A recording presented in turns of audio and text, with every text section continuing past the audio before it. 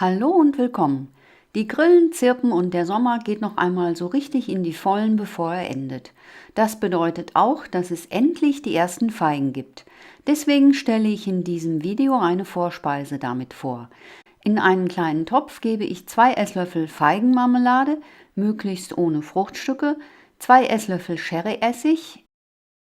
Des Weiteren kommen noch 2 Esslöffel Wasser dazu. Und natürlich noch eine gute Prise Meersalz sowie Pfeffer, und zwar 6 Umdrehungen aus der Mühle. Alles wird verrührt und eingekocht, damit der Essig seine beißende Säure verliert und die gesamte Masse dabei eindicken kann. Wenn ihr die Soße ungekocht probieren solltet, wird sie euch den Atem verschlagen. Bei mir hat das Einkochen ungefähr 5 Minuten gedauert. Der Inhalt des Topfes sollte sich ungefähr auf die Hälfte einreduzieren. Jetzt kann auch probiert werden. Die Soße schmeckt jetzt ganz anders. Sie ist säuerlich, süß, salzig und etwas scharf vom Pfeffer. Zum schnelleren Abkühlen wird sie in eine kleine Schüssel gegeben. Die gewaschenen Feigen werden vom Strunk befreit, halbiert und die Hälften jeweils gedrittelt.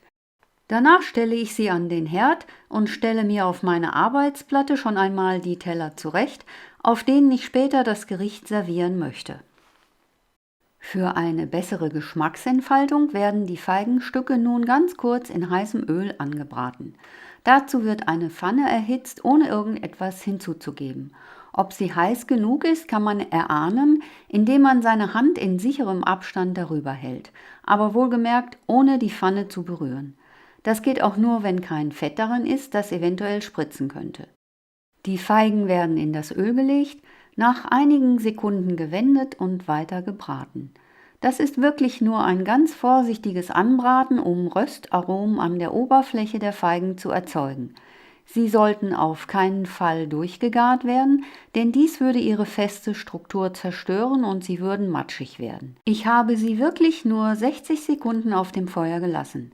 Deswegen ist es auch nützlich, die Essteller bereits fertig zum Anrichten hingestellt zu haben.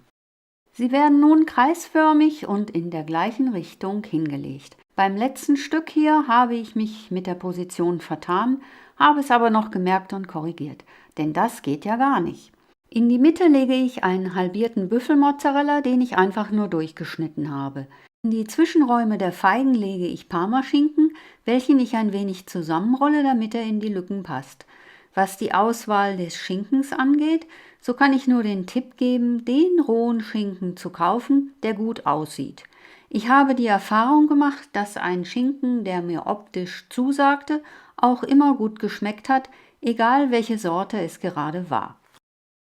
Die inzwischen abgekühlte Salatsauce verfeinere ich nun mit einer Messerspitze Dijon-Senf sowie einem Teelöffel Olivenöl. Beides wird eingerührt und jetzt über die Feigen und den Schinken verteilt. 3 bis 4 Teelöffel sollten genügen. Anschließend gieße ich noch ein paar Tropfen Olivenöl darüber, verziere mit etwas Grün und einer Blüte und fertig ist die Vorspeise oder das kleine Schmankerl zum Abendbrot. Dazu schmeckt ein leichter Roséwein und wer möchte, kann noch etwas Brot dazu reichen. Ich hoffe, ihr probiert dieses leckere Essen einmal aus. Zutaten und Mengenangaben findet ihr wie immer unten in der Beschreibung und wie immer guten Appetit!